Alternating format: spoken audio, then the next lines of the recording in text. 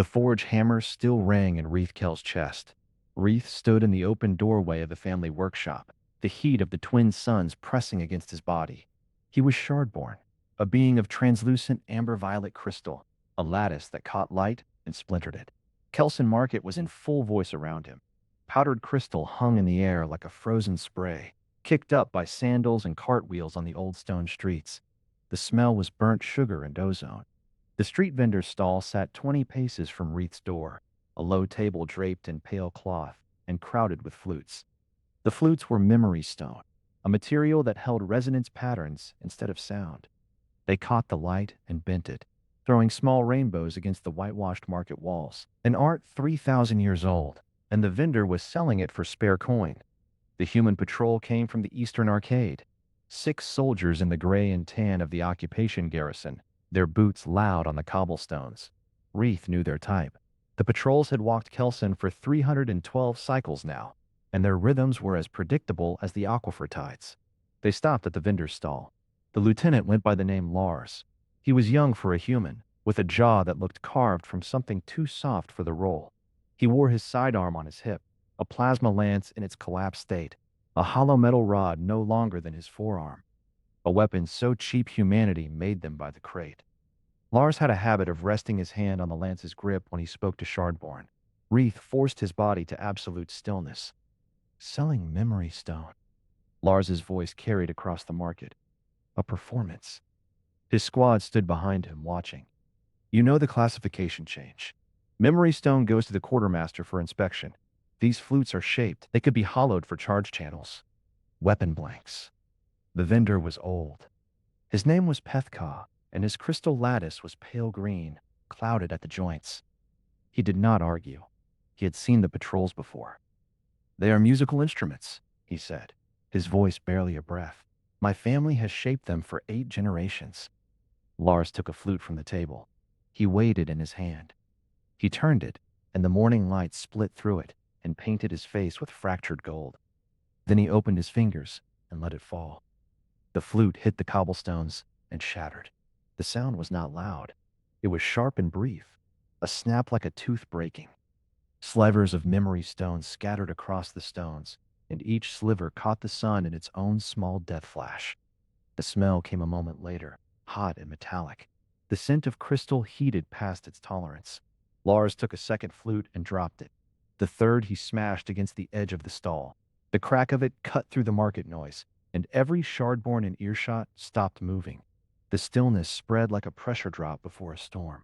Ryth did not allow a single facet to flicker. That flicker was the Shardborn reflex, a rapid shift of the crystal plates along the back and shoulders that signaled distress, threat response, the need to act.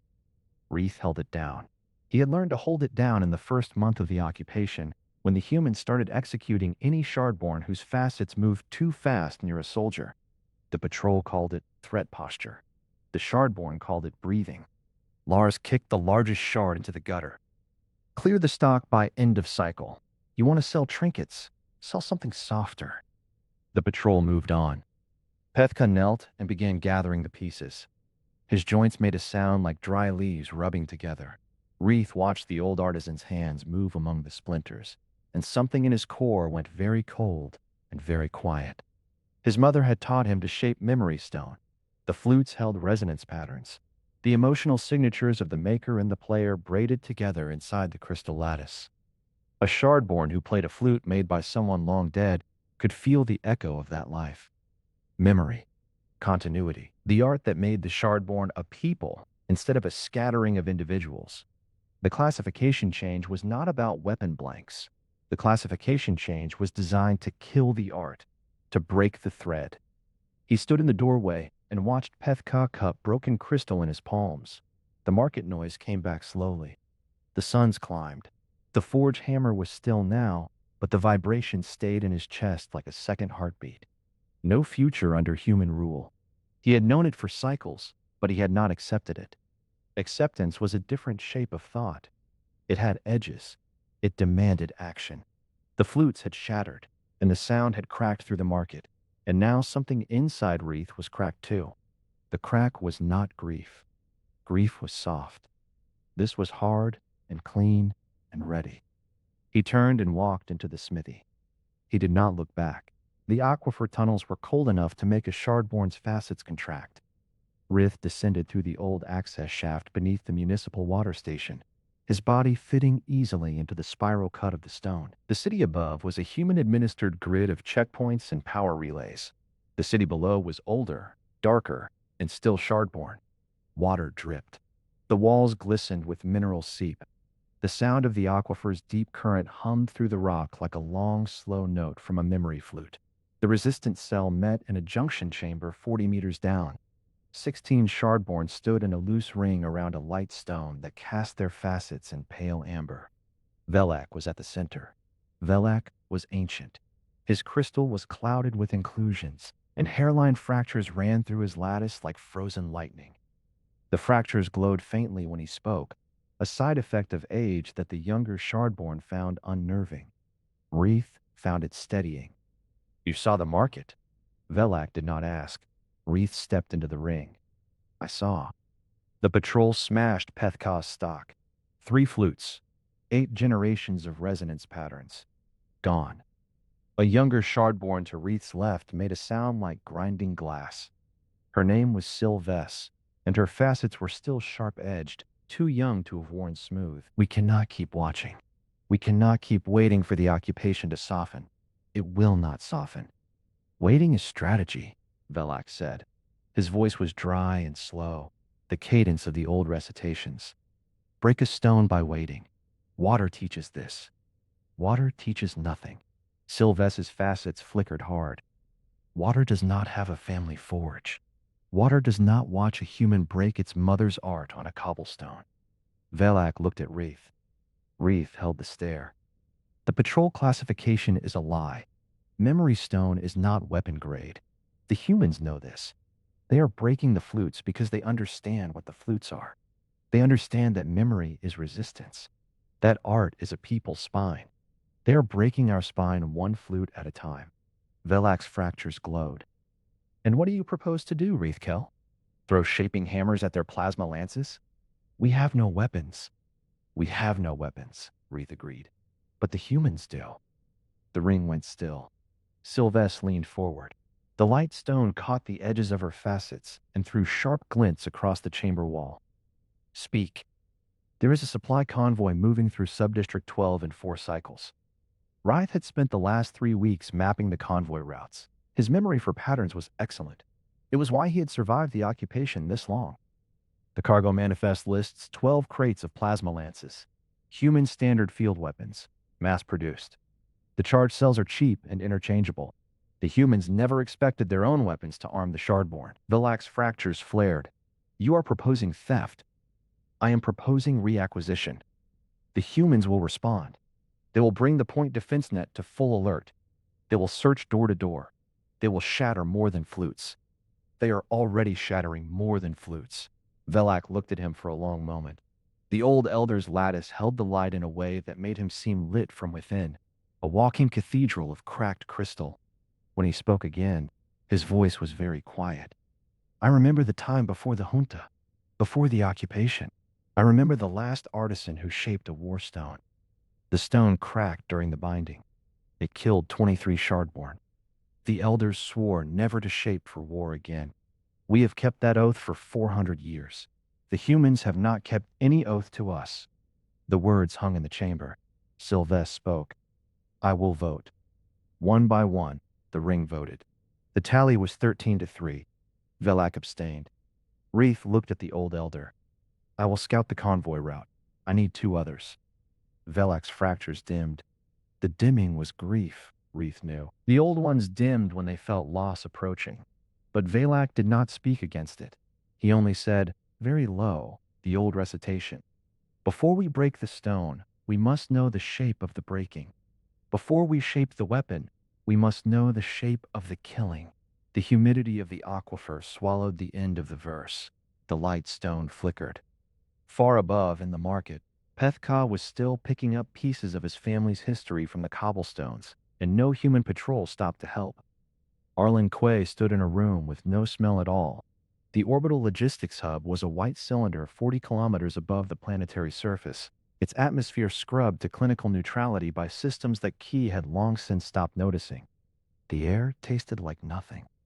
The walls were a soft gray that did not distract. Every surface was designed to keep a human officer focused on the numbers. Quay faced the wall display. The display was 3 meters tall and stretched the full width of the room, and on it, Theta 9 rendered the occupation's production flow in real-time lines of blue and green. The lines pulsed like a circulatory system. In the lower right corner, a counter clicked upward in steady increments. 43,000 ammunition pods per cycle, 12% over quota. Quay tapped his thumb against his thigh. The rhythm surfaced without permission, a tell he could never quite extinguish. He had been orbital logistics director for 19 months. Before that, he had been a supply officer on the Tectonic Driver, the great siege spire that still hung in high orbit, like a sliver of captured noon. He had never fired the driver. No one had fired it in 14 years. The driver was a threat, and threats worked best when they remained threats. Quay understood this. He understood the mathematics of occupation, which were not the mathematics of destruction, but the mathematics of pressure. Apply force. Wait. Measure the yield. Adjust. The display showed him a system in equilibrium. The briefing holo flickered to life at his left. Joran Kells appeared in miniature, rendered in blue light from the chest up. Kells was chewing his mineral gum. The motion was slow and rhythmic, the only outward sign of the sergeant's constant low-grade anxiety. Behind Kells, rendered in fragments of the holo's bandwidth, were 3 other groundside officers. Their faces were interchangeable. Quay had briefed 100 such faces in the past 19 months. Production numbers. Quay gestured at the wall display. 43,000 pods per cycle. Confirmed deliveries to all 12 sub-district armories. Surplus stands at 12% over quota. The occupation has moved from enforcement to maintenance. The planet is stable. None of the officers questioned him. Kells chewed his gum and said nothing. His face was broad and unreadable. The other 3 faces nodded in the holo's flickering light. Quay continued. The maintenance phase means we can begin rotation schedules for garrison personnel. Every soldier with more than 18 cycles groundside goes on the transfer list. Fresh troops from the outer colonies arrive in 3 weeks. Morale numbers should improve. Yes, sir, Kells said. The voice was gravel dragged through a throat. Understood. The briefing ended in 12 minutes. The holo died. Quay was alone with the display and the scentless air. Theta 9 spoke. The AI's voice came from no particular direction. It was a calm, low presence, a ripple of mathematics made audible. Director Quay, a damage report has been generated. Quay's thumb stopped. Source? Subdistrict 12, Depot 4. During a power fluctuation at 14:07 hours, a shipment of plasma lances was lost from the manifest. 12 crates. The fluctuation interrupted depot inventory tracking for approximately 4 minutes. Lost how? The inventory tracking system registered the crates as present before the fluctuation and absent after. Physical audit has not been conducted. Quay looked at the counter in the corner of the display. 43,012 now. The number was climbing. The surplus was growing. The system was running at peak efficiency. 12 crates of plasma lances were a rounding error. They were not even a rounding error. They were a glitch in the inventory tracking system, the kind of anomaly that occurred every cycle in an occupation spread across 12 districts and 300,000 human personnel. He flagged the report with one tap of his thumb. Override. The anomaly alert vanished from the display. Optimize the reorder schedule, Quay said. Restock from the surface assembly plants. Expedite the next production batch to fill the gap. Acknowledged. Theta 9 paused. The pause was a quarter-second longer than standard. Quay had worked with the AI long enough to notice. Director Quay, the anomaly pattern does not match previous power fluctuation events. The variance is within acceptable thresholds but at the upper boundary. I am flagging this for your discretion. I've exercised my discretion. Optimize the reorder. Acknowledged. The display hummed. The blue and green lines pulsed. The counter climbed. Quay stood in the scentless air and stared at the numbers a beat too long. The wrongness was a flicker, a half-formed thought that something in the pattern did not align. He dismissed it. The occupation was stable. The planet was secure. The surplus was growing. A dozen missing crates did not threaten a system that produced 43,000 pods per cycle. He tapped his thigh again, once, and forced his hand still. The display kept humming. The numbers kept climbing. Quay stayed a moment longer than he needed to, and then he walked out of the white room into the white corridor, and the door sealed behind him with a sound like a breath held. The stolen crate of plasma lances sank into the aquifer tunnels, passed from hand to crystalline hand through passages the humans had never mapped. The crates were heavy and smelled of factory sealant, and their contents gleamed with an oily shine that was entirely human. Beneath the city, in the cold and the dark, the sound of shardborn facets rubbing together echoed softly through the stone. No human ear registered it. Theta 9 spoke directly into his skull. Administrator Quay, you are needed on the command deck. Quay's eyes opened to the dark of his quarters. The cot's frame groaned as he sat up. He did not ask for details. Theta 9 would not wake him for anything short of catastrophe. Feed it to my station, he said. His voice came out rough. I'll be there in 4 minutes. He pulled on his uniform in the dark. The fabric was cold against his skin. Outside the narrow window, the occupation headquarters compound was a sprawl of low prefab buildings under alien constellations. The stars here were too blue. He had been on world for 11 months and still could not name a single one. The command deck was quiet when he arrived. A single officer sat at the comms board, her face washed pale by the screen glow. Quay did not acknowledge her. He walked to his station and pulled up the feed Theta 9 had routed. Convoy Gamma, Lurian Pass. The footage came from a drone circling at 3,000 meters. 14 troop carriers were burning. Quay watched the replay. The sensor log stuttered as plasma lances flared in the dark. White gold arcs cut through vehicle armor. The angle of the strikes was low and tight. Ambush positions in the rocks. The attackers had waited until the convoy entered the narrowest section of the pass before lighting it up. Duration of engagement? Quay asked. 91 seconds, Theta 9 said. The AI's voice was a calibrated waveform, stripped of anything that might register as emotion. The attackers withdrew before the drone completed its sweep. Casualties? 212 confirmed, 46 unaccounted for. The carrier's fuel cells cooked off after the initial strikes.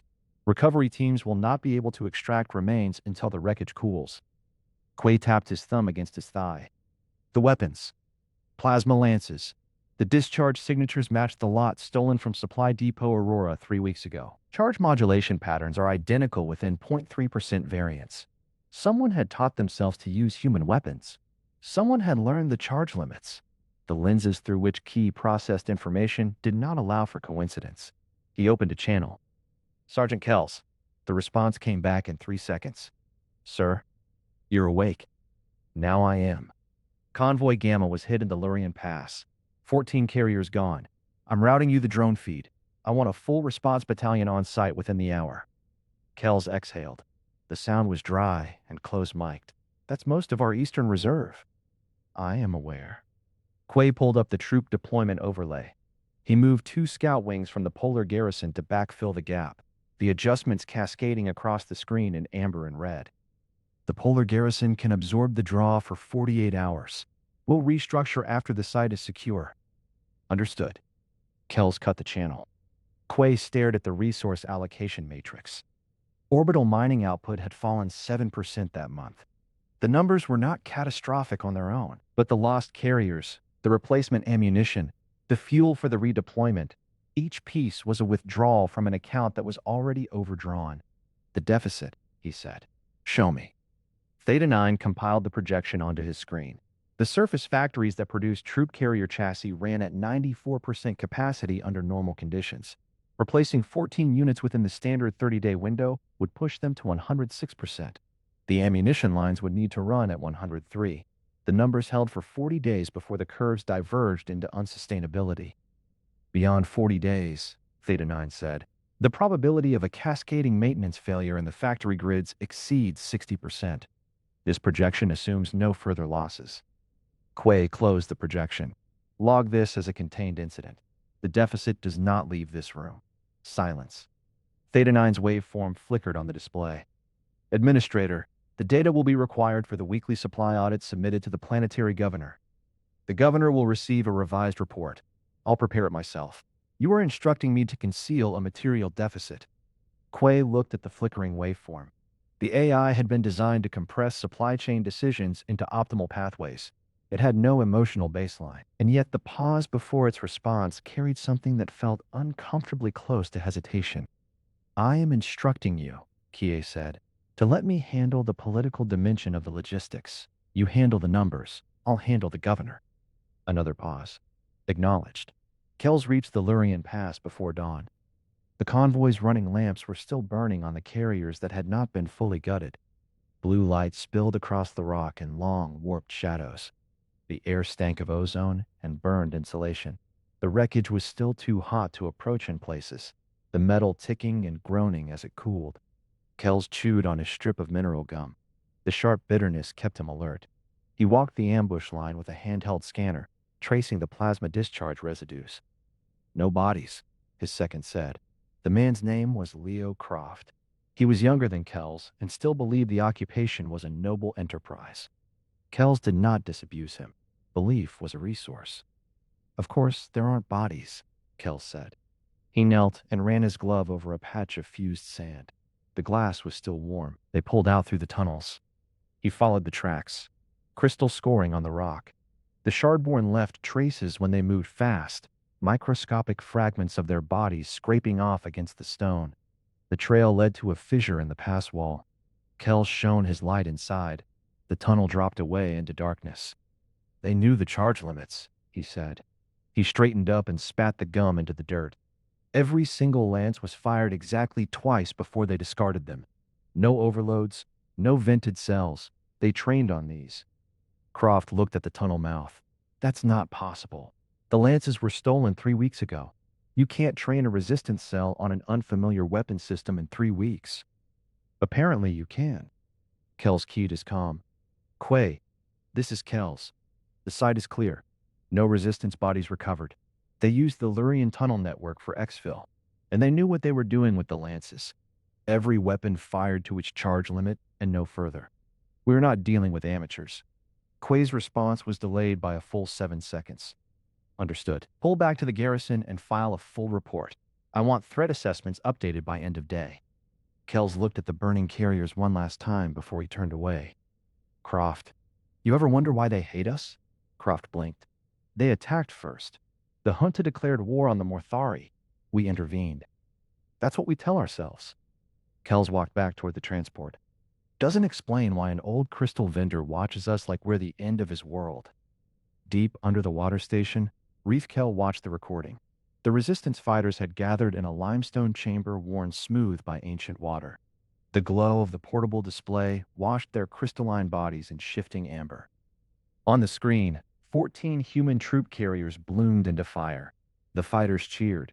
Their facets rattled in a sound like 1,000 tiny bells. Ryth did not cheer. He watched the replay a second time.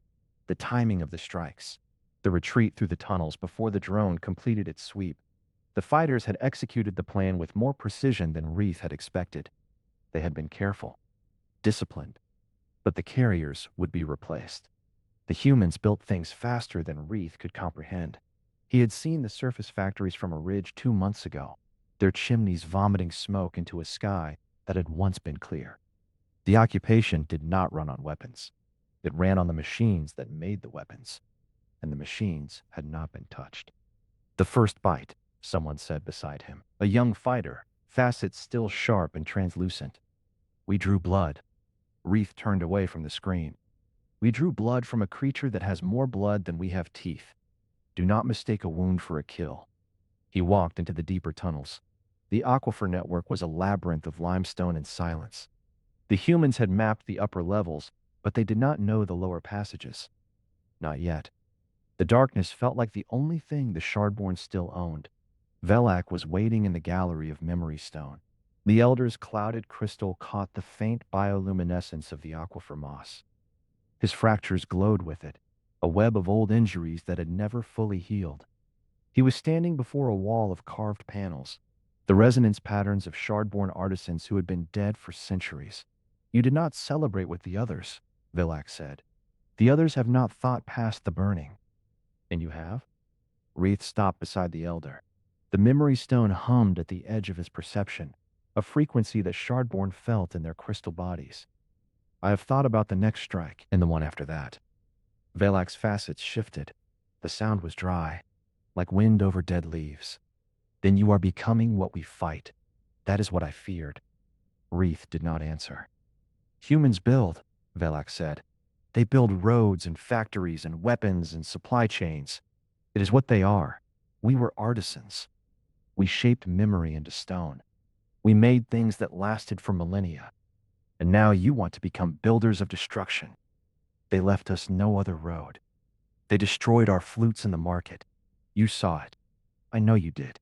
And the look on your face when you turned away told me that something inside you had already chosen war over art. That is the cost, Ryth. Not the fighters we lose, the part of us we kill ourselves. The question lodged like a grain of sand inside Ryth's facets, an irritant that would grow until it split the crystal. He could feel it already. You did not answer the question, Velak said. Do you intend to become a mirror of the occupiers? Ryth stood in the silence of the gallery. The memory stone hummed. The elder waited, and Ryth could not find the words to lie. Quay briefed the planetary governor at mid-morning. The call came through on a secure channel. The governor was a career administrator who had never set foot on a contested world. His office on the colonial capital was decorated with art from a dozen subjugated species. Quay had seen it once. The governor collected things. Convoy Gamma, Quay said.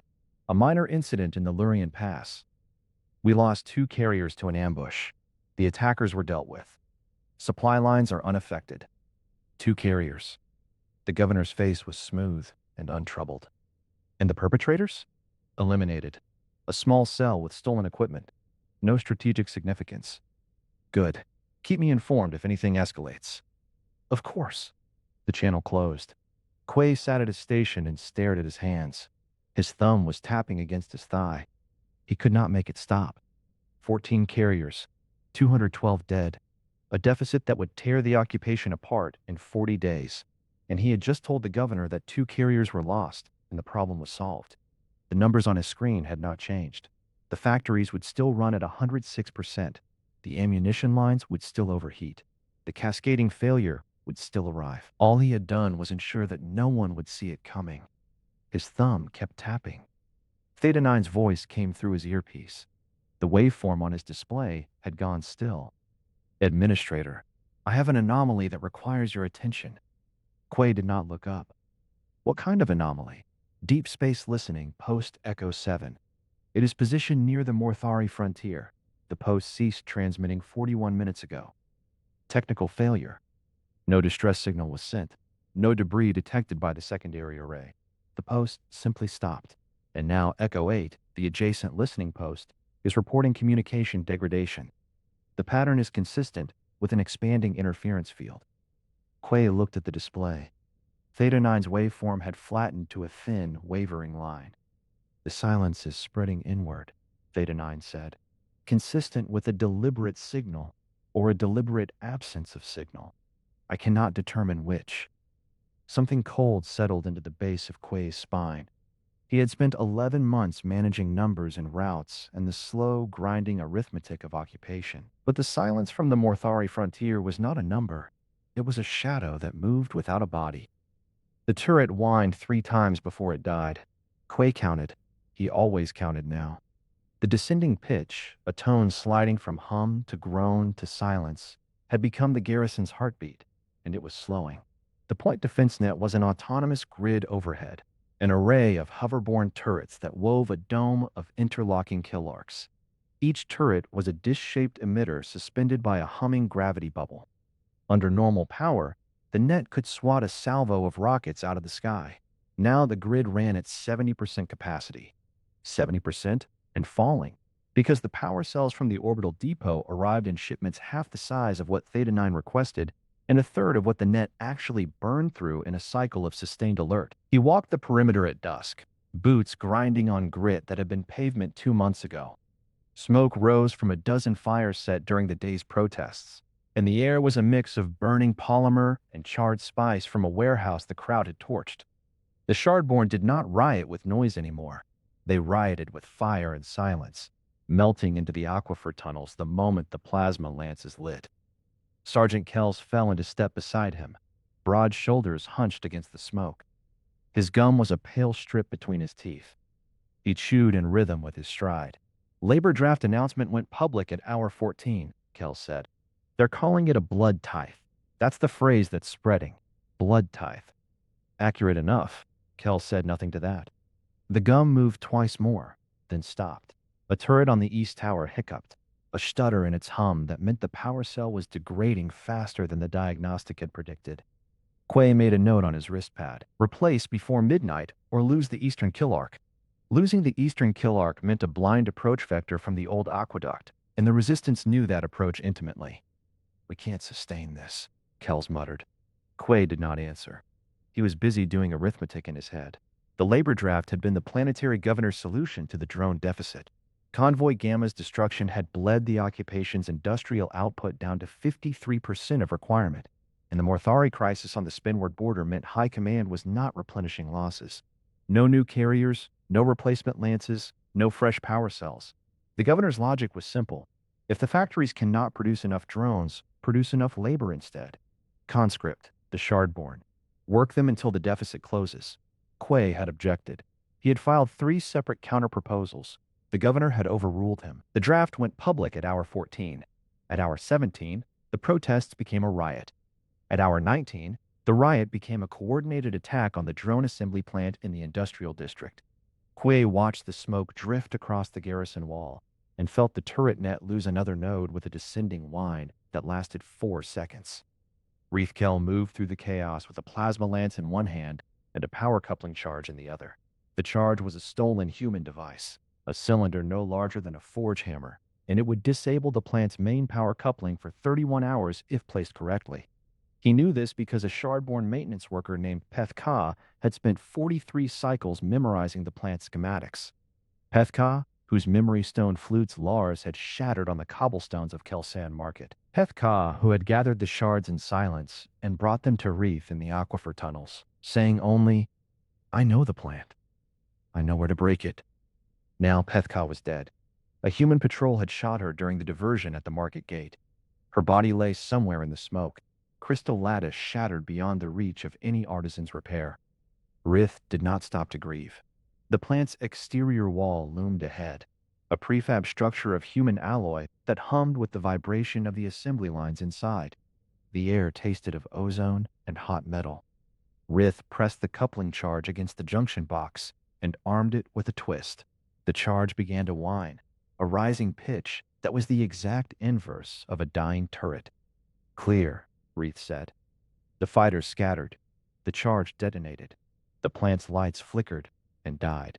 The hum stopped. In the silence that followed, Ryth heard the sound of 100 Shardborn bodies clicking together as the assembled fighters acknowledged the hit, their facets chiming like tiny glass bells. The drone assembly plant went dark for 31 hours. Quay received the report at hour 21. The plant was down. The labor draft had triggered exactly the escalation the governor had been warned about, and now the occupation's drone production was at 0 for at least a full cycle. He read the report twice, tapping his thumb against his thigh. Then he opened a channel to Kells. Sergeant, Residential Spire 7. The intel suggests resistance families. The channel hissed. Kells did not respond immediately. When he did, his voice was flat. Understood. Repeated plasma strikes. I want the spire on the ground. Sir? Kells? Sir. Quay closed the channel. The spire fell in 3 strikes. The plasma lances, fired from the garrison's heavy emplacements, carved through the structure's support pillars with a sound like water thrown onto hot stone. The top half sheared away and slid into the lower levels. The collapse lasted 11 seconds. The cloud of crystal dust rose for 90 seconds more. Kells stood at the perimeter and watched. His gum was still in its wrapper, untouched. He stared at the rubble for a long time. No one spoke to him. His squad gave him a wide berth, the way soldiers do when they see something in their sergeant's face that they do not want to name. Afterward, he did not chew his gum. He never chewed it again. Ryth climbed the wreckage in the dark. The crystal dust hung in the air like a fog of ground glass. It coated his facets and filled the joints of his lattice with grit. He did not brush it away. He climbed over slabs of human alloy and shattered memory stone until he found what he was looking for. Velak's body lay beneath a section of wall that had folded over him like a closing hand. The Elder's crystal was clouded and shot through with hairline fractures that no longer glowed. He had refused to leave the spire. He had told the families to go, told the fighters to run, and then he had sat down in the central chamber with his back against a pillar of resonant stone and waited. Ryth knelt. He did not make a sound. The time that passed did not register. The dust settled around him, and the silence of the broken spire was complete. Somewhere above, the turret net hummed its diminished song. But down here, there was only the weight of the rubble and the body of the oldest Shardborn in the city. Velak had said, "Remember what we are." Ryth sat among the fragments and made a decision that had no poetry in it. Quay sat alone in his quarters. The Spire strike report glowed on his display. The civilian casualty estimate was a number. He had seen numbers like it before. He had compiled them, sorted them, filed them, forwarded them. They were data points in the logistics net. They were variables in Theta 9's optimization models. He recited the number aloud. Once, as if testing whether it would hurt him. It did not. Then it did. He made it to the waste unit before his stomach emptied. The vomit was thin and acidic, and there was grit in it. Powdered crystal he had breathed in without noticing, that had settled in his throat and coated his teeth. He gagged on the taste of it. He gagged on the number. When he straightened, Theta 9's waveform was flickering on the wall display, a ripple of mathematics that had no face. "Administrator," the AI said, "I am observing an unsolicited pattern." Not now. The current attrition curve is extrapolating toward full occupation collapse in 9 cycles.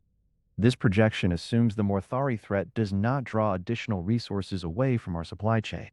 If it does, collapse arrives in 6. Quay wiped his mouth. His hand was shaking. He looked at it as though it belonged to someone else. Delete the projection. Administrator. Delete it and run a new one that assumes the Morthari crisis will freeze command's attention. Assume they will send reinforcements once the spinward border is stable. The pause that followed was the first pause in Theta 9's operational life. It lasted less than a second. It felt longer. "Complying," Theta 9 said. The waveform vanished. Quay stood alone in the quiet and listened to a turret drop, offline with a descending whine that seemed to last longer than the others. In the aquifer tunnels beneath the city, Ryth gathered the remaining resistance cells. 100 Shardborn fighters stood in the dark, their crystal bodies catching the faint glow of the tunnel's mineral veins. Their facets were chipped, their lattices were scarred, but they stood. Ryth spoke. The speech had no poetry in it, no memory stone elegies, no resonance patterns to carry the grief forward into the next generation. Only a promise. They broke the oldest of us. They broke the art. They broke the silence we kept.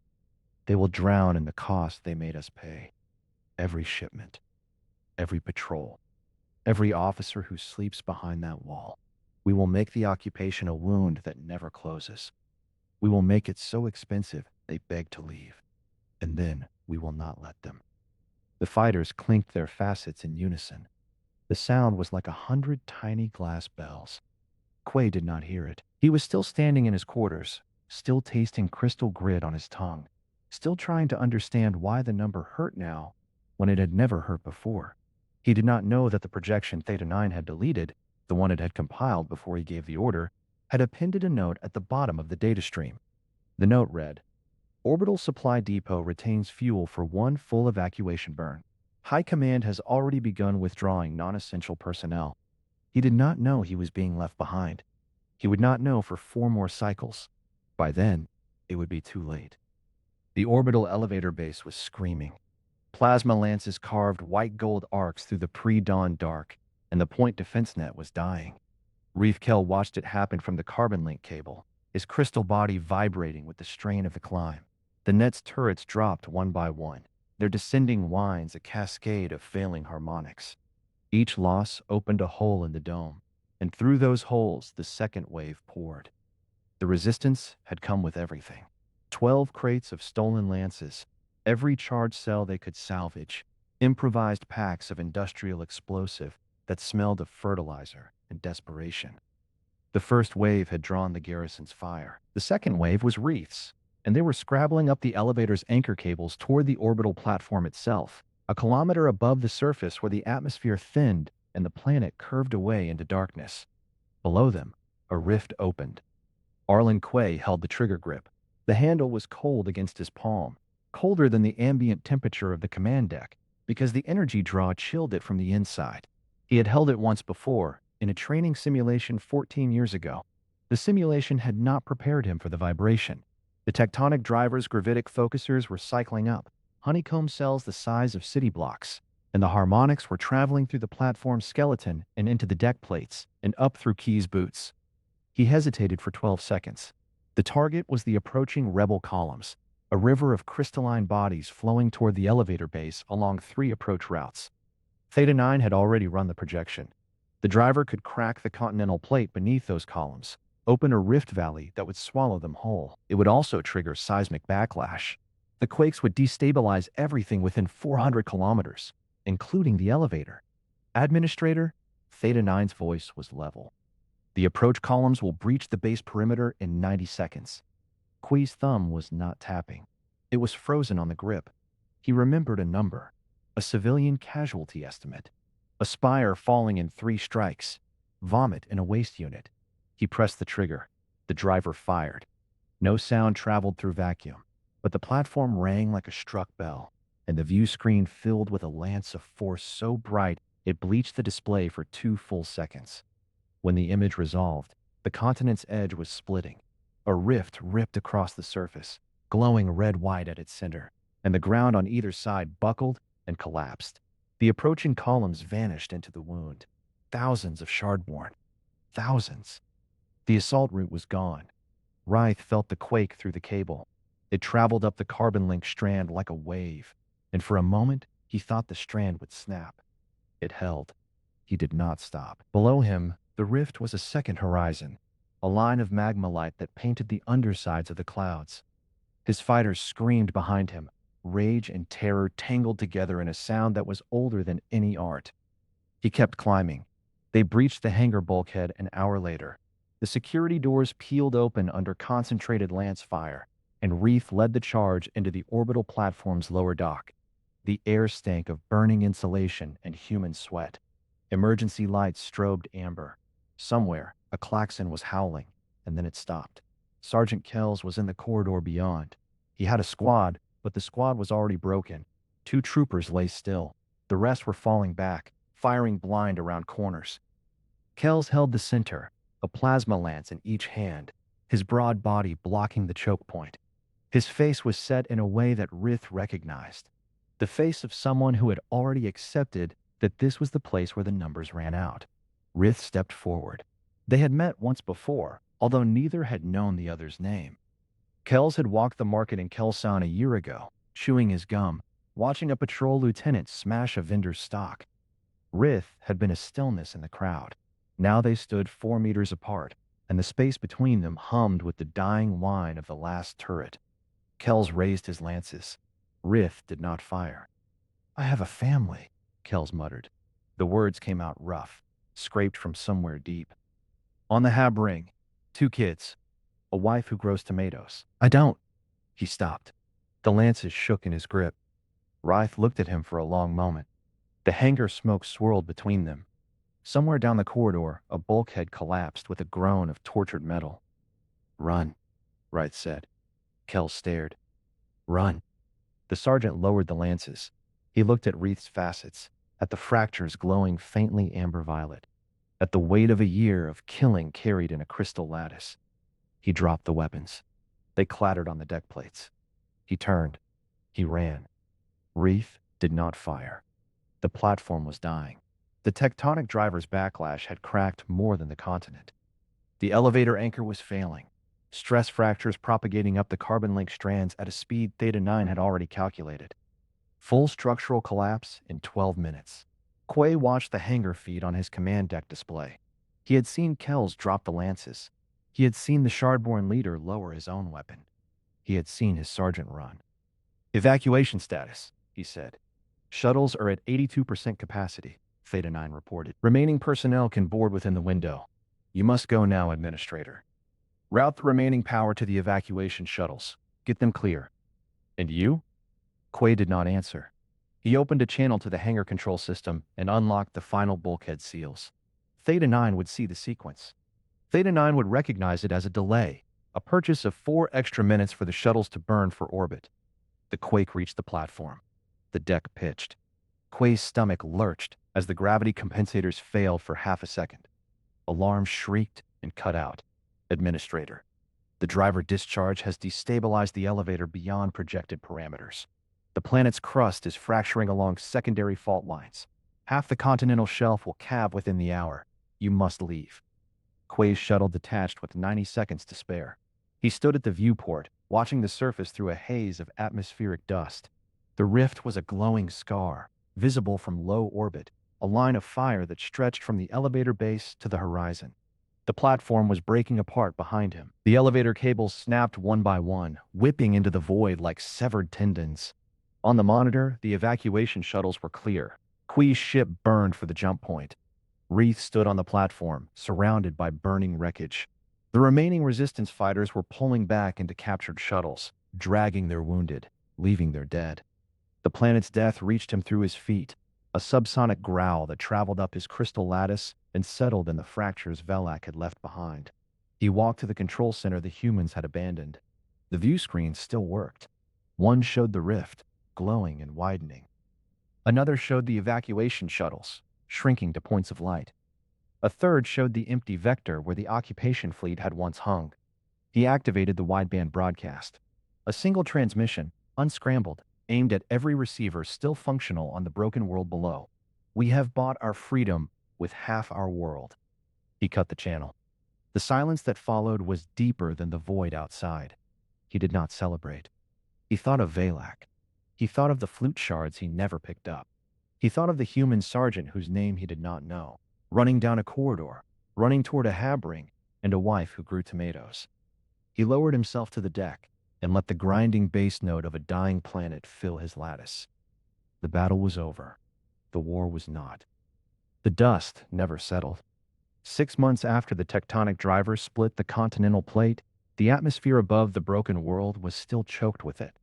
Powdered crystal and pulverized rock, suspended in a permanent gray haze that turned the sun into a dim smear. The air tasted of sulfur and grief. Every breath a Shardborn took, not breathing, not in the human sense, but the slow intake of vibrational resonance, carried grit and the memory of fire. Ryth-Kel walked through the ruins of Kelsan.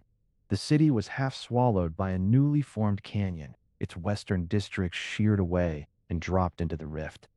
The old market street where Pethka had sold memory stone flutes lay under 40 meters of rubble. The forge where Ryth's mother had taught him the art was gone. The aquifer tunnels, at least, had survived. The Shardborn still lived below.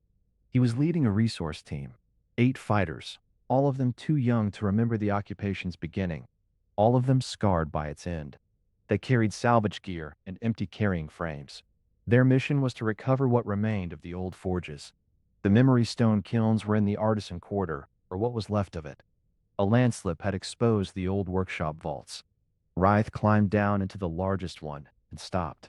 The kilns had been beautiful once, carved from bedrock and lined with resonant stone that glowed faintly under heat. Now they were fused into a dead gray mass. The quake's heat and pressure had remade them into something inert. No resonance, no memory, just rock. A young Shardborn named Tylok stood at his side. Their facets were still clear, still sharp-edged, still catching the thin gray light in rainbows. They had been born in the last year of the occupation. They had never known a sky without human ships. Will we ever make flutes again? Ryth did not answer immediately. He knelt and pressed his palm against the dead kiln. The surface was cold and silent. He could feel the absence of resonance like a missing limb. He stood.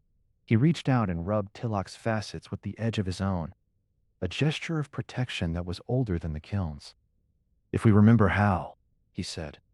The Photara's envoy arrived at the orbital platform 3 days later. The Photaras were beings of shifting light, communicating via color pulses that strobing across their amorphous bodies. The envoy's name was a sequence of wavelengths that translated loosely to carrier of clarity. It stood in the observation blister, its form bleeding golds and deep blues as it spoke. The Morthari are expanding spinward. Your territory lies directly in their path. The border they respect is a human border, and the humans are gone. Ryth had expected this. He had spent the 6 months since the driver fired rebuilding not just the platform, but the intelligence network the occupation had blinded. The Morthari were not a new threat. They were the old threat, the one the humans had used to justify the occupation in the first place. You offer an alliance, Ryth said. We offer mutual defense against future human encroachment. The price is access to your crystal mining colonies on the outer moons. The Photaris require memory stone for certain technologies. You will retain sovereignty. We will provide ships, sensor nets, and a deterrent presence. And if the humans return, the envoy's color deepened to a somber violet, then you will not face them alone. Ryth brought the offer to the remaining elders. The council met in a limestone chamber deep in the aquifer, the same chamber where Velak had once recited the old verses about shaping before breaking. 6 elders sat in a ring around a light stone. The 7th space was empty. No one had filled it. No, said an elder whose name was HFY, her crystal dense and gray as old iron. No pacts, no alliances. The humans made us dependent on their supply chains, and look what happened. We rebuild alone, or we do not rebuild at all. Isolation is what made the occupation possible, Ryth said. He stood outside the ring, not an elder, not a supplicant, something in between. Before the humans came, we had no allies. The Photaris watched. The Morthari watched. Everyone watched while our flutes were smashed and our forges were silenced. We cannot be alone again. You want to trade our memory stone for ships? I want to trade a resource we have for a resource we need. The Photaris will not occupy us. They do not want our world. They want crystals. We are artisans. We can shape more. The vote was narrow and bitter. 4 in favor, 2 against. HFY refused to speak to Ryth afterward, and he did not blame her. Trust was a luxury, and the occupation had spent it all. Ryth stood alone at the rift edge that night. The wind moaned through the canyon, a low, constant note that never quite resolved. He tried to feel victory. The humans were gone. The occupation was broken. The Shardborn territory was sovereign, or would be once the Photaris Treaty was signed. Victory was not there. What was there? The weight of Velak's final question. The image of Kells running down a corridor. The taste of dust and the sound of a dying turret's whine. The memory of a promise he had made in the aquifer dark. We will make the occupation a wound that never closes. He had kept that promise. The wound was made. And now he had to learn to stop pressing it. A transmission arrived from a deep space probe on the 6th day of negotiations. A human refugee convoy had been spotted heading toward the neutral Corylus belt. The convoy was slow, underpowered, packed with civilians.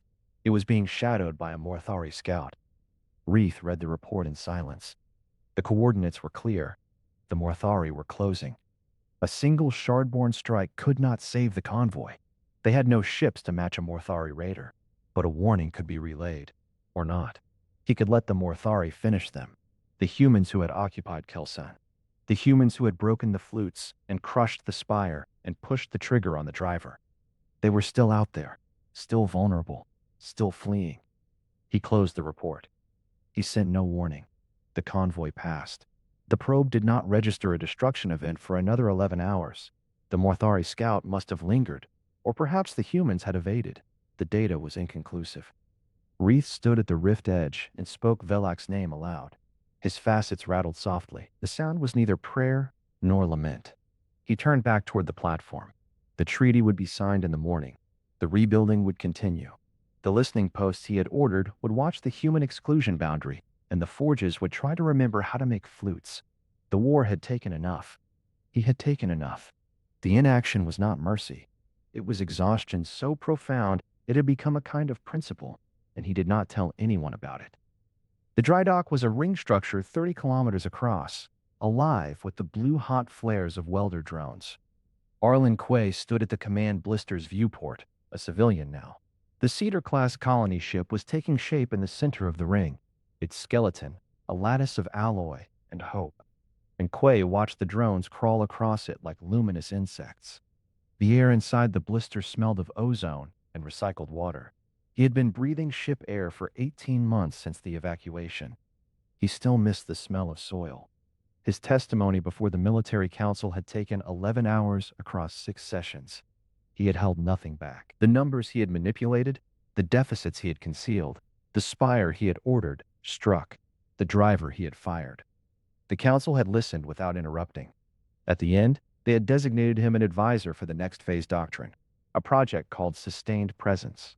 The goal was simple: design an occupation model that did not starve its own supply lines. Quay's first recommendation had been to abolish occupations entirely. That had not been implemented. His second recommendation had been the cedar. Maris Andal met him at the design bay. She was a naval architect with a face that had not seen combat and eyes that did not miss a tolerance error. She carried a data pad and a cup of something that steamed. "The logistics backbone is your domain," she said. "I've routed the specs to Theta 9. The AI is already flagging gaps." Quay almost smiled. Theta 9 had been reintegrated into the civilian logistics core after the Kelsan collapse, its heuristic cores intact, its deleted projections still buried in a data ghost. Quay had never asked for the AI. Andal had assigned it without comment. He pulled up the Cedar's manufacturing templates on the bay's central display. The ship carried not just prefab structures, but compact auto factories that could extrude housing, hydroponics, medical bays, and point defense emplacements from raw material. The idea was to eliminate the supply chains that had strangled the Kelsan occupation. A colony that produced what it needed on site could not be starved by convoy ambushes. Quay traced the flowchart with his finger. Raw material input, smelting, template manufacturing, output. He stopped at the first node. "Where does the raw material come from?" Andal glanced at her datapad. "The target systems have planetary bodies with accessible ore deposits. Standard extraction protocols. Standard extraction requires transport. Transport requires supply chains. Supply chains require convoys." Key's thumb tapped his thigh. "You're building a self-sustaining colony that still depends on outside ore runs. If the ore ships stop arriving because of ambush, because of Morthari, because of anything, the colony starves just like Kelsan did. Slower maybe, but it starves." Andal set her cup down. "You want a mobile mining and refining module. I want the colony to land on a rock and never need another shipment. Integration of extraction, refining, and manufacturing into the initial drop package. Yes. That doubles the Cedar's mass. The propulsion budget cannot absorb it. We would need to cut hab space by 30% or drop the point defense tier entirely." Quay looked at the skeleton of the ship outside the blister, the drones welding plate after plate. He thought about a surface factory running at 106% capacity. He thought about Theta 9's projection, the curve diverging into unsustainability at 40 days. "We are not going to starve another world because we forgot the ore runs out," he said. "Find the mass somewhere else. Build lighter hab modules. Redesign the hydroponics bay for vertical stacking. I do not care, but the mining module stays." Andal stared at him for a long moment. Then she picked up her cup and took a sip. "I will run the recalculations. You will owe me a very good bottle of something when this works." "If it works," Quay said, "I will buy you the distillery." A sealed document arrived the next morning. High Command had authorized a recontact mission to the Shardborn Remnant. Observation only, no engagement. Quay was not on the mission roster. He read the brief anyway.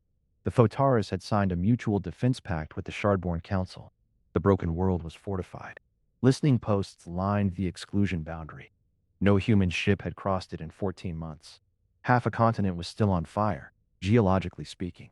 The rift kept widening. Quay closed the brief and felt the old hollow ache settle into his chest. He did not try to name it. He visited Kells later that week.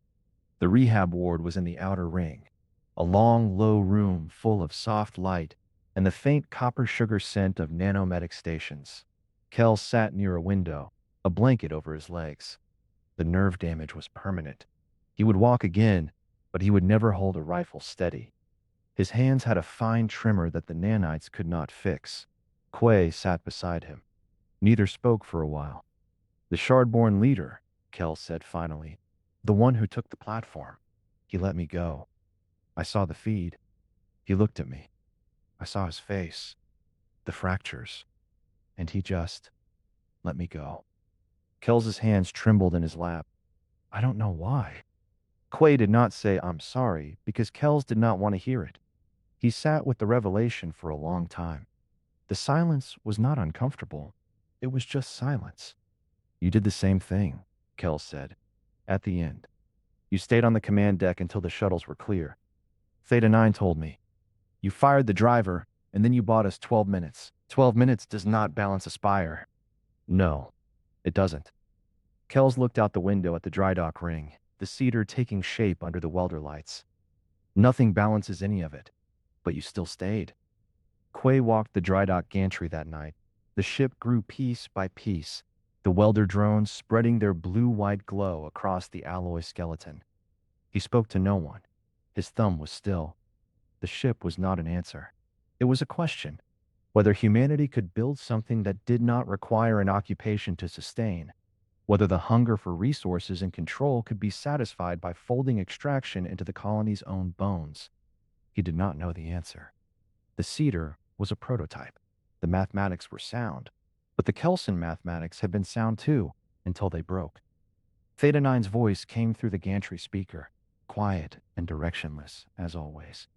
Administrator Quay, a dispatch has arrived. A Photaris-flagged diplomatic vessel is approaching the neutral Corollis belt. It is broadcasting a Shardborn co-signatory code. Quay stopped walking. The Corollis belt was neutral space. No military traffic, no occupation fleets, just refugees and traders, and the long, slow drift of people who had nowhere else to go. Do they know about the Cedar Project? Unknown. The vessel's course suggests it is not heading toward the home system, but the Photaris have stellar cartography of the human homeward corridor. It is possible they know where we are building. Quay looked at the Cedar. Its completion date was still 12 months out. 12 months before the first colony ship launched with a mining module and enough auto factories to build a settlement that never needed a supply run.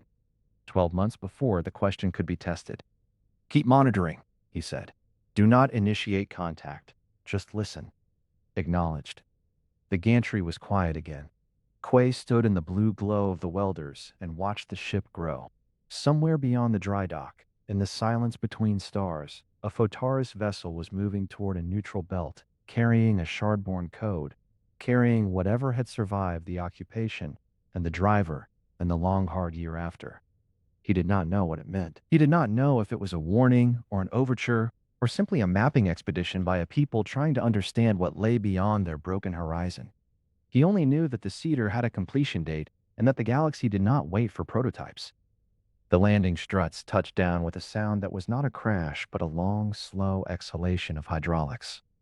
Arlen Quay stood at the viewport of the primary HAB module, watching the alien soil compress beneath the weight of human engineering. Seed 4 spread out before him in shades of amber and pale green, a continent untouched by boot or foundation spike. The sun was a washed-out yellow, smaller than Earth's but warmer in the spectrum that mattered, and the air filtering through the module's sensors carried a scent he had no word for yet.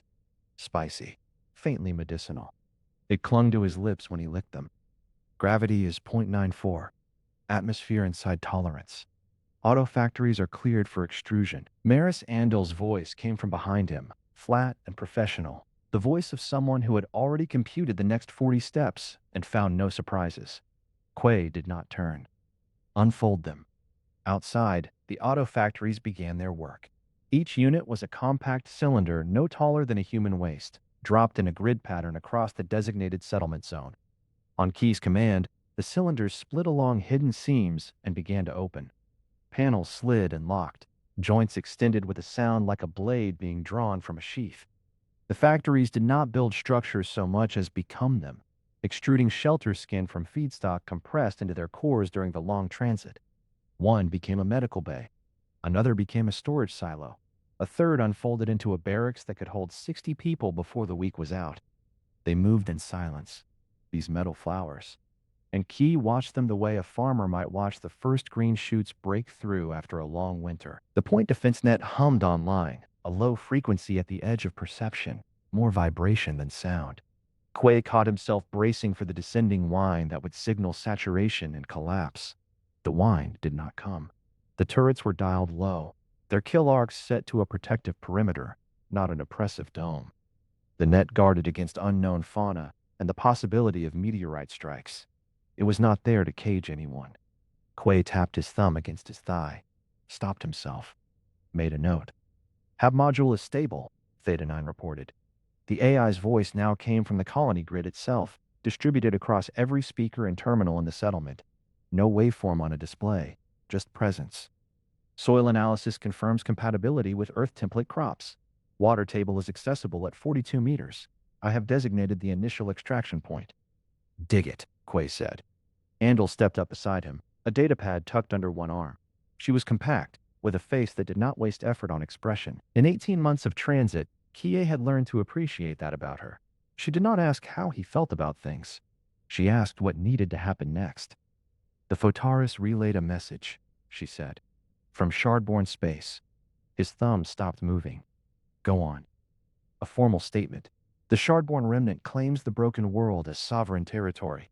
They warn against human approach within 1 light year. The language is neutral. No threats, just boundaries. Quay looked out at the unfolding colony, the metal petals catching the pale yellow light. Somewhere behind his eyes, a rift valley bled magma. Somewhere in his chest, a spire fell. Did they mention the survivors I let go? Andal did not flinch at the question. She had read the sealed testimony. She knew exactly which spire Key meant, and she knew exactly how many had died in the one he ordered struck. No, she said. They did not. He nodded once. A thank you would have been unreadable. A curse would have been equally so. The absence felt correct. A blank space where something should be. A ledger line left empty. Maintain the boundary, he said. 1 light year. Log it in the navigation protocols. Already done. He left the Hab module and walked the perimeter alone as the sun began its slow descent. The light turned buttery, then amber, then something close to bronze. The spicy pollen stuck to his skin, to his lips, to the inside of his throat. He did not mind. It reminded him that this place was real, that his boots' pressed soil never scorched or shattered, that the air had never carried the smell of burning insulation and ozone. At the edge of the cleared zone, he stopped and looked back at the colony lights. The auto factories had finished their first cycle. The barracks stood. The medical base stood. The storage silo stood. The point defense turrets blinked their status lights in a slow, steady rhythm.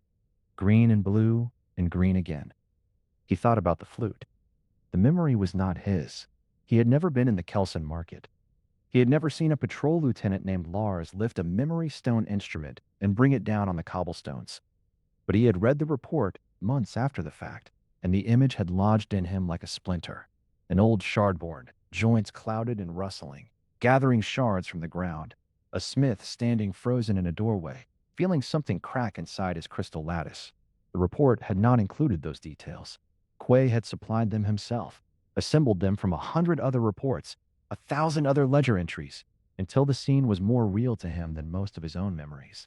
He had fed numbers to guns. He had called spire strikes in the same tone he used for supply requisitions. He had pressed the trigger on the tectonic driver because the math said it would end the resistance in a single stroke. And he had watched a continent split open, and the resistance had not ended. It had only changed shape. It had become a ghost that followed him across 18 months of deep space and settled now in the corner of his vision, a flicker that might be a Photaris courier or might be nothing at all. Quay raised his hand, not in greeting, not in farewell, just acknowledgement, a gesture no alien would parse, aimed at a point of light that might not even be a ship. He held it for 3 seconds, then dropped his arm. The numbers will serve life, he said, too quiet for the grid to log, or I will burn the spreadsheets. He turned back toward the colony lights. The air was cooling. Somewhere in the barracks, a hydroponics engineer laughed at something a geologist said. The sound carried across the cleared ground, small and human and utterly unremarkable. Quay walked toward it, and the perimeter turret watched him pass, and its light blinked green. In orbit around the broken world, Ryth-Kel paused outside the orbital platform's primary airlock and let the vacuum press against his crystalline form. The sensation was not cold in any way human would understand. It was a slow leaching of vibrational energy, a dimming of the harmonics that ran through his lattice like blood through a vein. The Shardborn did not need to breathe. They needed resonance. The void gave none, and that silence was the closest thing Ryth had ever known to peace. The platform was a ruin rebuilt. The human orbital spire had been severed when the tectonic driver fired. Its lower third vaporized. Its middle third collapsed into the rift, its upper third left drifting in a decaying orbit destined for atmospheric burn. The Shardborn had stabilized it, patched it, welded their own forges onto its human skeleton. It was not beautiful. Ryth did not care about beautiful anymore. He cared about functional. He cared about watchful. He cared about never again being surprised by what came out of the dark. Inside, Tilak was waiting. The young Shardborn's crystal was still clear, still sharp-edged, still catching the light in rainbows when they moved. They had not yet clouded with age. They had not yet fractured with grief. Ryth looked at them and saw what his people had been before the occupation, and the sight was a wound and a balm at once. The courier came, Tilak said, holding out a data shard. Report from the Photeris. The humans have established a colony on Seed 4. No warships. No military infrastructure beyond a basic point defense net. The report is factual. Ryth took the shard and let the data flow into him. A brief pulse of information that tasted of Photeris neutrality. The report was indeed factual. Terraforming projections. Population estimates. Resource extraction schedules. No mention of troop movements. No mention of weapons stockpiles beyond the defensive minimum. No mention of the Kelsan spire, or the rift, or the flute seller whose name Ryth still whispered in the dark. He did not trust it. Trust was a luxury shattered in the market alongside Pethka's memory stone. But the report was factual, and facts could be checked. Establish a network of listening posts along the exclusion boundary, Ryth said. Automated. Passive. I want to hear everything that moves across that line. Tilak's facets flickered once. You want me to command them? You are ready. I am young. You are alive, Ryth said. That is a kind of readiness the elders never had to measure. They stood together in the observation blister, looking out at the empty vector where the human fleet had once hung. The rift was visible below them, a scar that glowed faintly along its edges, still cooling after all this time. The broken world rotated beneath them, and Ryth could feel its pain as a low-frequency tremor in his lattice, a grinding bass note that would never fully fade. We will watch them, he said, the way they never watched us. Tilak accepted the charge without hesitation. They had been born into the occupation. They had never known a sky without human ships. The idea of watching rather than striking was still new, but they were young enough to learn. Should we ever speak to them? Tilak asked. The humans. Should we ever open a channel? Ryth turned from the viewport. His crystal caught the light and splintered it, amber-violet fragments dancing across the walls. The fractures inside him glowed faintly, the ones that had formed when he stood in the smithy doorway and felt something crack, the ones that had deepened when he lowered his lance and let Kells run, the ones that had calcified when Velak died and the council became 6 instead of 7.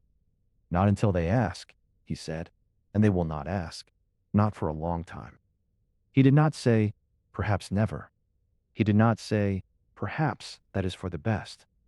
He had learned that absence could be a kind of mercy, and he had learned that mercy could be a kind of strength, and both lessons had cost him more than he knew how to measure.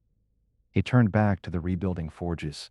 The platform vibrated with the rhythm of hammers on memory stone, artisans reclaiming a craft that had nearly been erased. The sound was not beautiful. Not yet. But it was continuous. It was stubborn. It was alive. Quay looked up at the stars from the colony on Seed 4 and saw a flicker. It might have been a Photaris courier. It might have been a listening post coming online at the edge of a boundary drawn in light years. It might have been nothing at all, just a satellite catching the last of the pale yellow sun. He did not need to know. The knowing was not the point. He raised his hand anyway, a gesture no alien would parse, an acknowledgement that could not be returned, a blank space in a ledger that would never balance. He turned back to the colony lights, and Ryth turned back to the rebuilding forges, and the galaxy spun on without noticing either of them. Both lived. Both carried the old weight. Both had made promises too private to speak aloud. Promises that would take decades to test and centuries to break. In the deep void between Seed 4 and the broken world. In the silence that had once been filled with fire and screaming, in the sound of a continent splitting open, Telok's first listening post powered on. Its sensors swept the empty dark. Its processors filtered static from signal. And it caught something. A transmission. Faint. Rhythmic. A human voice, singing in a language the Shardborn did not know, broadcasting from the colony on Seed 4. The melody was simple, repeating, built on intervals that did not scan as distress. The words were soft. The pattern was steady. The listening post recorded it, tagged it, relayed it. No one could tell if it was a lullaby or a march.